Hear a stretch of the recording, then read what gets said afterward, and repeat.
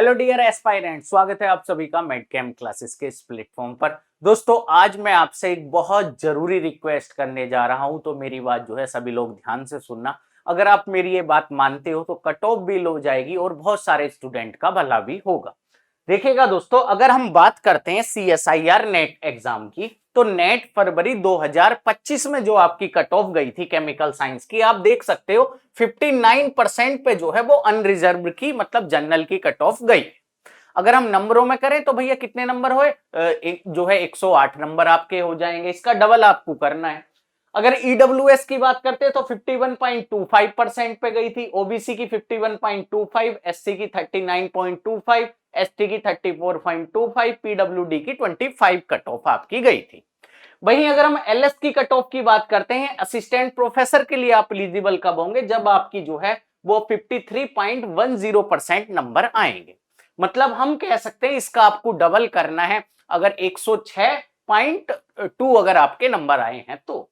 अगर ईडब्ल्यूएस की बात करते हैं 46.125, ओबीसी की बात करते 46.125, एससी की बात करते 35.325। इस तरह से आपकी जो है कुछ कट ऑफ गई थी नेट फरवरी 2025 की।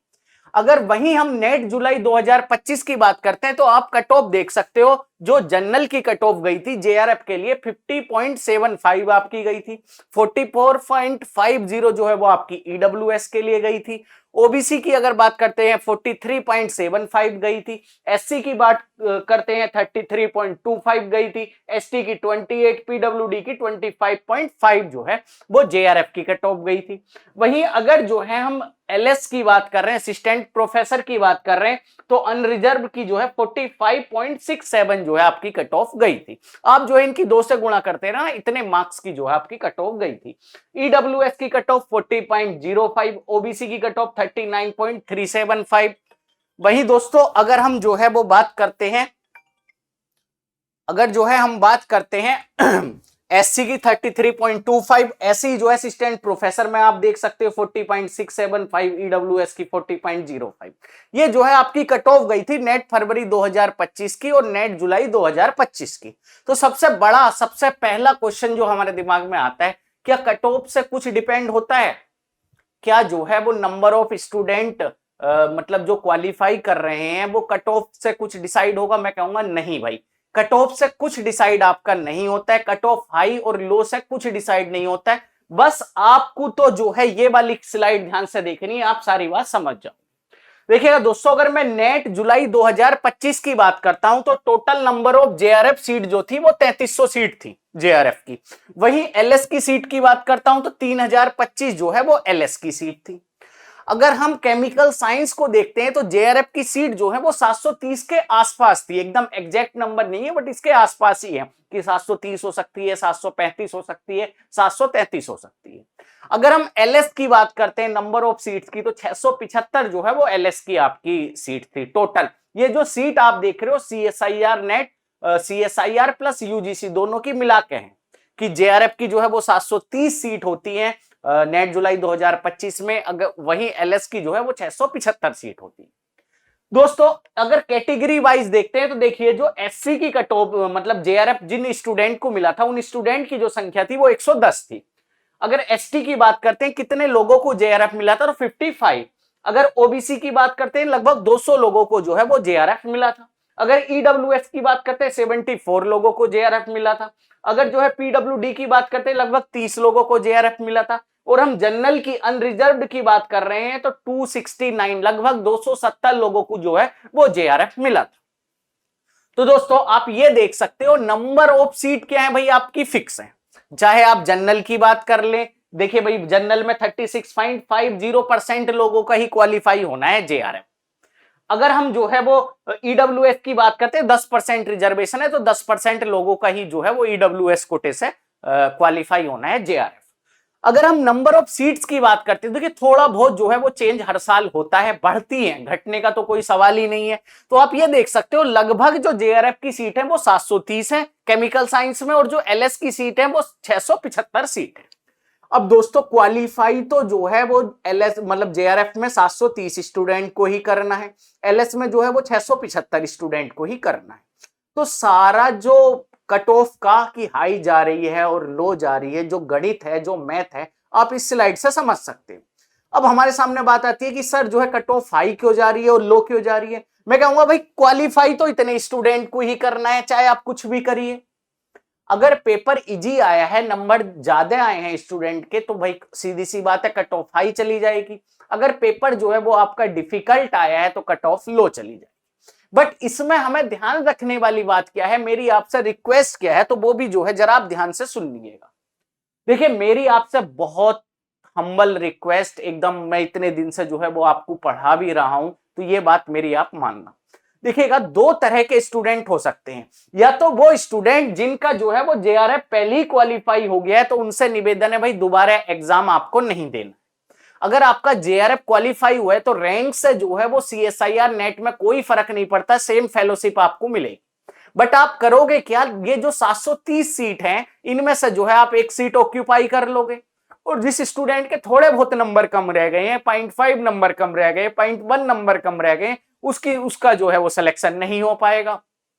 तो मेरी जो है वो सभी ऐसे लोगों से हम्बल रिक्वेस्ट है जिनका जो है जेआरएफ क्वालिफाइड हो चुका है, वो कृपया करके दोबारा एग्जाम ना दे। देखिएगा कभी कभी होता है कि हमें पता नहीं होता, जैसे जब भी हम कॉलेज में थे हमें भी नहीं पता था, मैंने भी जो है वो दो बार जो है वो एग्जाम दिया, क्योंकि हमें पता ही नहीं था ये सारी बातें। तो इसी वजह से मैं आप सभी लोगों को ये बात बता रहा हूं, कृपया करके अगर आपका जेआरएफ क्वालिफाई हो गया है तो आप दोबारा एग्जाम नहीं देना, क्योंकि सीएसआईआर नेट में रैंक से कुछ डिसाइड नहीं होता है। रैंक मैटर करती है आपके गेट के एग्जाम में। देखिएगा गेट में अगर आपकी अच्छी रैंक आई है तो ओएनजीसी में आपका सिलेक्शन हो सकता है, आपका जो सिलेक्शन है बार्क में हो सकता है, आपका सिलेक्शन जो है वो अलग अलग इंस्टीट्यूट में हो सकता है। बट अगर मैं नेट की बात करूं तो नेट में जो है वो रैंक से कुछ डिसाइड नहीं होता है, अगर आपका जेआरएफ हो गया है तो वो सेम ही रहेगा आपका। दूसरी जो मेरी रिक्वेस्ट है, ऐसे स्टूडेंट्स हैं जिनकी एज जो है वो 30 ईयर से अबोव हो चुकी है और जो है वो एलएस जो है उनका पहले ही क्लियर है। देखिएगा आपका एलएस तो पहले ही क्लियर है, अगर आप एग्जाम दोगे तो 30 साल के बाद आपका जेआरएफ तो क्लियर होता नहीं है, तो क्या होगा, आपका दोबारा से जो है वो एलएस क्वालिफाई होगा। तो आप करोगे क्या कि ऐसे स्टूडेंट जिन्हें एक्सपोजर नहीं मिल पाया है, एक्सपोजर से मेरा मतलब क्या है कि देखिए हो सकता है कुछ स्टूडेंट 12th के बाद जो है अच्छी जगह चले गए, जैसे डीयू मान सकते हैं, बीएचयू मान सकते हैं, अच्छी अच्छी यूनिवर्सिटीज में चले गए हो पढ़ने, उन्हें जो है चीजें पता चल गई हो, उनके बेसिक्स स्ट्रॉन्ग हो गए हो और उनका जो है वो नेट भी हो गया हो। दूसरे स्टूडेंट ऐसे हो सकते हैं कि जिन्हें इतना ज्यादा एक्सपोजर लाइफ में नहीं मिला, उन्हें जो है 12th के बाद इतना नहीं पता था, उन्होंने नॉर्मल जो है वो बीएससी करी है, फिर जो है एमएससी का भी मतलब नॉर्मल जगह से एमएससी करी है। तो फिर उन स्टूडेंट का बेसिक इतना स्ट्रॉन्ग नहीं रहता है, तो वो जो है बहुत ज्यादा मेहनत करते हैं अपनी लाइफ को बेटर बनाने के लिए, पीएचडी ज्वाइन करने के लिए या लेक्चरशिप के लिए क्वालिफाई होने के लिए। तो जो स्टूडेंट होशियार हैं, जिन्हें पहले ही लाइफ में एक्सपोजर मिल चुका है, तो भाई उनका तो क्लियर हो गया, तो आप क्यों नंबर ऑफ सीट जो है वो कम कर रहे हो।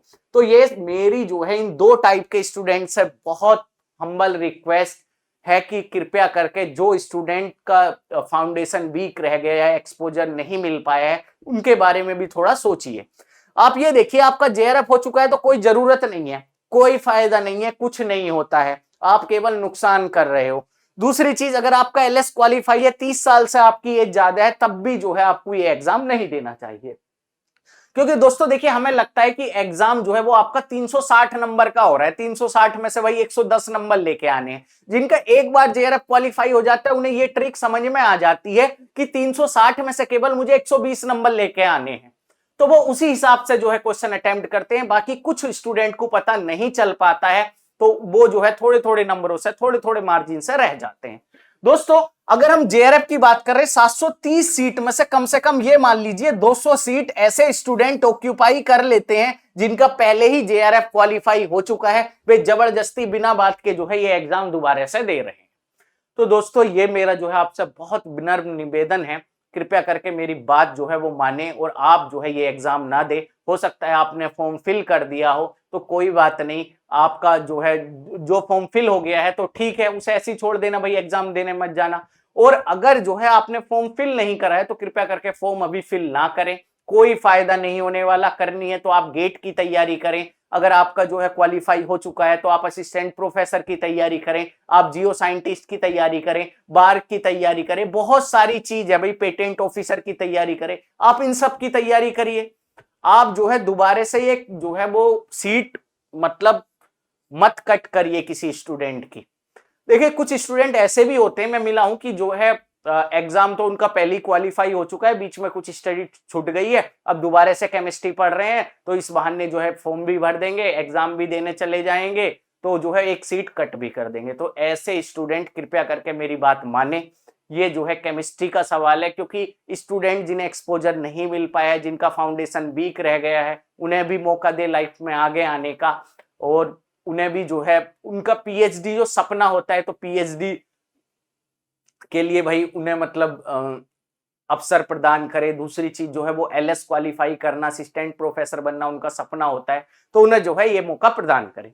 तो दोस्तों ये आपसे जो है मेरी रिक्वेस्ट थी, ये बात अगर आप मानते हो तो 100% मैं कह सकता हूं कट ऑफ भी आपकी कम जाएगी, कट ऑफ भी कम जाएगी और स्टूडेंट का सिलेक्शन भी ज्यादा हो जाएगा, क्योंकि सीट तो निश्चित है। आप ये देखिए, तो दो तरह के स्टूडेंट ध्यान रखना, जिनका जेआरएफ पहले ही हो चुका है तो रैंक के चक्कर में दोबारा एग्जाम नहीं दे, कुछ नहीं होता है रैंक का।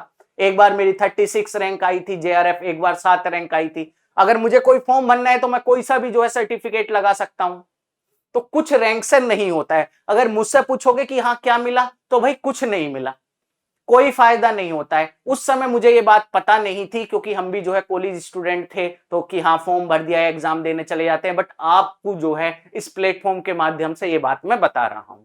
दूसरे स्टूडेंट जिनकी 30 साल से ज्यादा हो चुकी है, दोस्तों जो स्टूडेंट का जो है फाउंडेशन वीक रह जाता है, तैयारी अच्छे से नहीं हो पाती, उनके लिए मैं बता देता हूं कि मेडकेम क्लासेस आपको video lecture, live classes, assignment, previous year question, test series, साथ ही साथ पीडीएफ नोट्स और व्हाट्सएप ग्रुप प्रोवाइड करता है, जिसमें आप अपने डाउट क्लियर कर सकते हो। आप ये देख सकते हो सिग्मा बैच जो CSIR नेट जून 2026 के लिए चल रहा है, इसकी फी जो है बहुत कम रखी गई है, 4499 रुपए।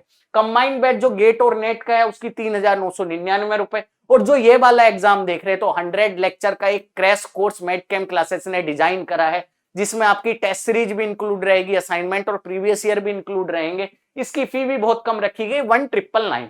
दोस्तों कैटलिस्ट 2.0 भी जो है वो आपका बैच चल रहा है, जिसमें आपकी लाइव क्लासेस भी होती है। तो इसकी जो फी रखी गई है कि जो अभी वाले में जैसा होता है कि आपने कुछ टॉपिक तो प्रिपेयर कर लिए, कुछ टॉपिक आपके रह गए, बट आपको डिटेल से पढ़ना है, तो उनके लिए कैटलिस्ट 2.0 है, जिसमें सारी चीज आपको मिलेंगी, जो भी चैप्टर आपको पढ़ने हो आप जो है अच्छे से कवर कर सकते हो।